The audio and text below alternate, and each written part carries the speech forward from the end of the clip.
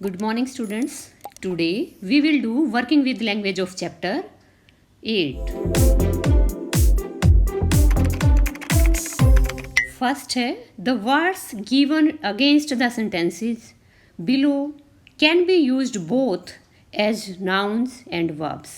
वाक्यों के अगेंस्ट में जो शब्द दिए गए हैं वे संख्या और क्रिया दोनों के रूप में प्रयोग किए जा सकते हैं. Use them appropriately to fill in the blanks.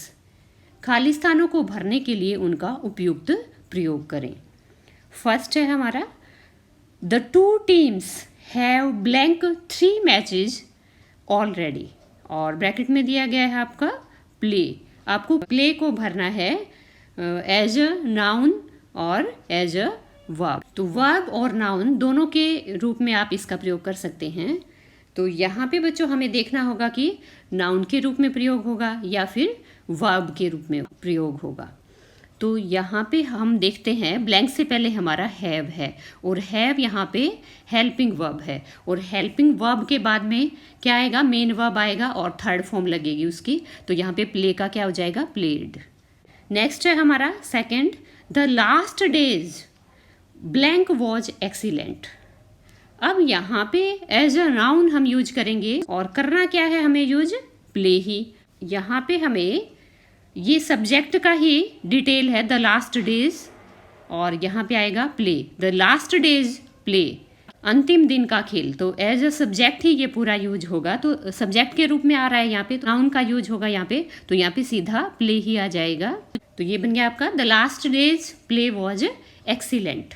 तो पहले में एज अ वर्ब यूज हुआ है और दूसरे में एज अ नाउन यूज हुआ है. नेक्स्ट है हमारा सेकंड का फर्स्ट है she has a lovely blank और ब्रैकेट में है हमारा फेस.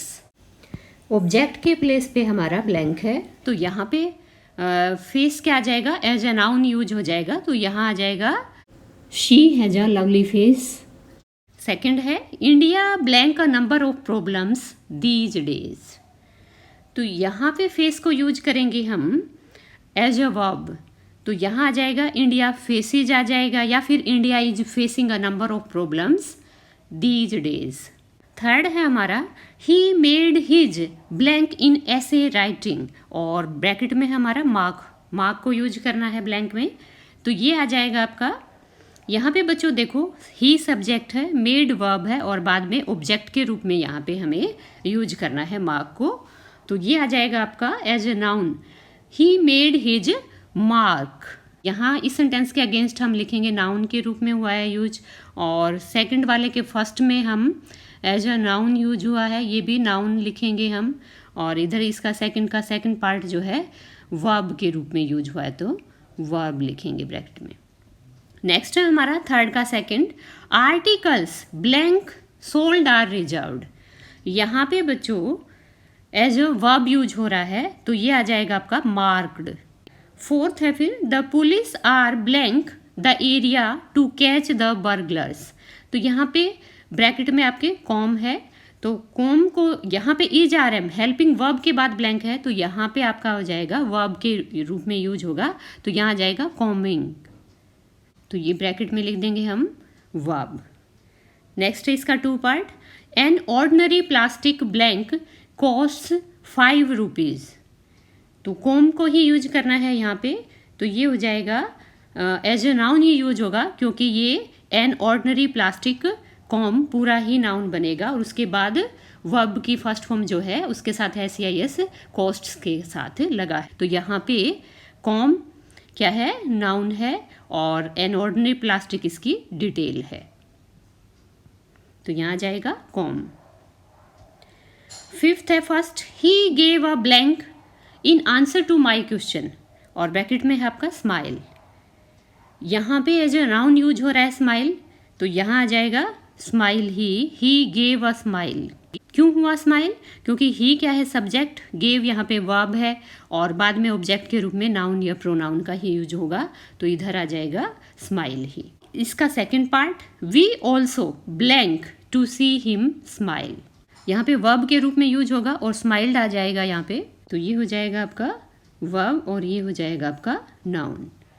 नेक्स्ट है सिक्स्थ का first he said he blank to be invited to the party, और ब्रैकेट में है आपके होप को यूज करना है, तो ये हो जाएगा आपका वर्ब के रूप में, क्योंकि ही सैड और नेक्स्ट इसका पार्ट क्या आ जाएगा, ही सब्जेक्ट आ गया और फिर आ गया सब्जेक्ट के बाद में वर्ब के रूप में हॉप्ड, ही हॉप्ड, क्योंकि पास्ट टेंस में चल रहा है हमारा ये tense, he hopped to be invited to the party. Second part, we gave up blank, तो यहाँ पे क्या गेव अप किया है, होप, तो एज अ नाउन यूज हो जाएगा hope, we gave up hope of his joining the party. तो जो फर्स्ट है इसका उसमें एज अ वर्ब यूज होगा और सेकंड में नाउन के रूप में यूज होगा। नेक्स्ट है फिर सेवंथ का first part, the boys put up a good athletic blank, show को फिल करना है, तो यहाँ पे आ जाएगा आपका नाउन के रूप में ही शो ही आ जाएगा। Second part, the soldiers blank great courage in saving people from floods, तो यहाँ पे शॉव्ड आ जाएगा, वर्ब के रूप में हो जाएगा, तो यह आ गया the soldiers showed great courage in saving people from floods. Eighth first part, you deserve a blank on the back for your good performance, तो ब्रैकेट में है आपका पैट, तो यहाँ जाएगा आपका नाउन के रूप में ही पैट आ जाएगा, यू डिजर्व अ पैट, क्योंकि ऑब्जेक्ट की जगह पे यूज हो रहा है तो नाउन और प्रोनाउन का ही यूज कर सकते हैं हम यहाँ पे, तो यह आ जाएगा आपका pat, you deserve a pat on the back for your good performance. Second part, the teacher blank the child on the cheek to encourage her, तो यहाँ पे आ जाएगा पैटेड, क्योंकि यहाँ पे वर्ब के रूप में यूज होगा। नेक्स्ट है आपका B part, notice the use of there in the following sentences, निम्नलिखित वाक्यों में देयर के यूज को नोटिस करो, तो फर्स्ट है there was a big crowd at the fair, second है there were many things I would have like to buy. Now rewrite the following sentences using there in the beginning, look at the following examples, तो ऊपर के वाक्यों में हमने देखा there का क्या है, यहाँ पे कोई मीनिंग नहीं है, यहाँ पे ये फॉल्स सब्जेक्ट के रूप में आया है। जब फॉल्स सब्जेक्ट के रूप में आता है, सब्जेक्ट क्या है, दो तरह के होते हैं, ट्रू और फॉल्स, तो यहाँ पे सब्जेक्ट क्या है, फॉल्स है, क्योंकि देयर का यूज जब सब्जेक्ट की प्लेस पे होता है तो वो फॉल्स सब्जेक्ट माना जाता है। इसी तरह हमें क्या करना है, निम्नलिखित वाक्यों को भी दोबारा से लिखना है देयर का यूज करते हुए, तो फर्स्ट है जैसे इसमें फॉर एग्जाम्पल्स दिया गया है, I can do nothing to help you, अब इसी को इसने रीराइट किया है, there is nothing I can do to help you, meaning same है लेकिन यहाँ पे सब्जेक्ट जो है वो चेंज है, पहले में सब्जेक्ट आई है और सेकंड में देयर का यूज हुआ है डमी सब्जेक्ट के रूप में।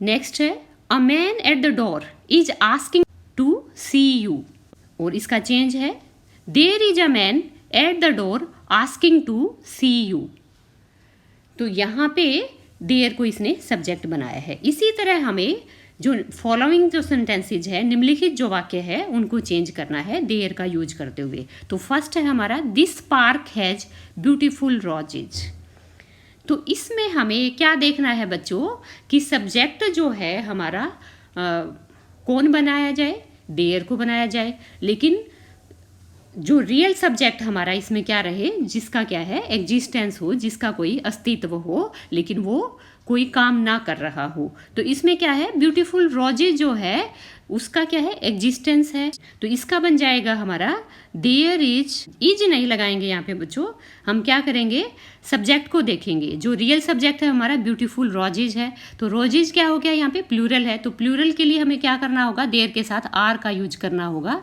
There are beautiful roses in this park. इसी तरह हमें सेकंड को बनाना होगा, सेकंड में हम देखेंगे your story has no fun in it, इस सेंटेंस में हैज पोजेशन को दर्शाता है, तो पोजेशन में क्या है नो फन, और फन क्या है यहाँ पे सिंगुलर है, तो फन के साथ क्या लग जाएगा देयर के साथ, there is no fun in, अब इट किसके लिए आया है बच्चों, योर स्टोरी के लिए, तो यहाँ पे क्या आ जाएगा इन योर स्टोरी। अब जो देयर के साथ जो हेल्पिंग वर्ब लगती है वो किसके साथ लगती है बच्चों? जो हेल्पिंग वर्ब के बाद में जो हमारा नाउन होता है उसके, अगर वो सिंगुलर है तो इज लगेगा और वॉज लगेगा, अगर वो प्लूरल है तो वर या आर लगेगा। तो यहाँ पे ये प्रेजेंट टेंस है तो इसलिए हमने इज का यूज किया है। नेक्स्ट है हमारा third, we have no secrets between us. यहाँ पे अस और वी एक ही के लिए यूज हुआ है।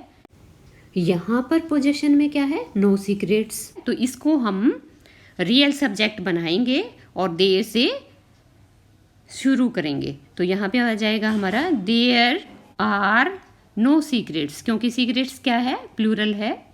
There are no secrets between us. तो यहाँ पे बच्चों हमने अस और वी में से ऑब्जेक्टिव केस लिया है।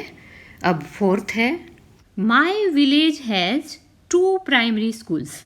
यहाँ पोजेशन है 2 प्राइमरी स्कूल्स है, तो इसको हम रियल सब्जेक्ट मानेंगे और स्कूल्स यहाँ पे प्लूरल है तो क्या आ जाएगा? देयर के साथ आर आ जाएगा। There are 2 primary schools. कहाँ पे है primary schools? In my village. Last में आ जाएगा फुल स्टॉप। तो ये बन गया there are 2 primary schools in my village. Next है fifth, this problem can be solved in 2 ways. यहाँ पे एग्जिस्टेंस में क्या है? 2 वेज है, तो इनको हम रियल सब्जेक्ट मानेंगे और देयर से स्टार्ट करेंगे। देयर आर क्यों आया? क्योंकि प्लूरल है ways. There are 2 ways to solve this problem. अब लास्ट में फुल स्टॉप। अब आता है C part, fill in the blanks in the paragraph below with words from the box. नीचे दिए गए बॉक्स में जो शब्द दिए गए हैं उनसे आपको पैराग्राफ में खाली स्थान भरने हैं। तो बॉक्स में है आपका ह्यूज विशाल, बिग बड़ा, फुलिश मूर्ख, इंटरेस्टिंग रुचिकर, टाइनी छोटा, अनलकी बदकिस्मत, लास्ट अंतिम। तो ये थे आपके बॉक्स में दिए गए वर्ड्स और इनको आपको पैराग्राफ में फिल करना है। तो फर्स्ट है आपका there was a blank Eid fair in our village. तो यहाँ पे आ जाएगा बच्चों big. There was a big Eid fair in our village. हमारे गांव में एक बड़ा ईद का मेला था। नेक्स्ट है we could buy anything from a blank toy to a blank camel. तो यहाँ पे आ जाएगा आपका टाइनी टॉय, ह्यूज कैमल। तो यहाँ पे आ जाएगा we could buy anything from a tiny toy to a huge camel. हम एक छोटे खिलौने से लेकर एक बड़े ऊंट तक खरीद सकते थे। नेक्स्ट है I went to the fair on its blank day with uncle and भैया। तो यहाँ पे आ जाएगा लास्ट, LAST लास्ट। मैं मेले में अंकल और भैया के साथ इसके अंतिम दिन गया। We went to the lucky shop. हम लकी शॉप पर गए। It was very blank. तो यहाँ पे आ जाएगा बच्चों interesting. I tried my luck. मैंने मेरे किस्मत आजमाई but did not win any prize. परंतु कोई इनाम नहीं जीता। लेटर बाद में uncle told me that. Uncle ने मुझे बताया कि I was more blank than blank. तो यहाँ पे आ जाएगा आपका आई was more foolish than unlucky. Uncle ने मुझे बताया कि मैं बदकिस्मत की अपेक्षा मूर्ख ज्यादा था। तो ये आपका हो गया बच्चों वर्किंग विद लैंग्वेज। अब आपको चैनल को सब्सक्राइब करना है और वीडियो को लाइक करना है। थैंक्स।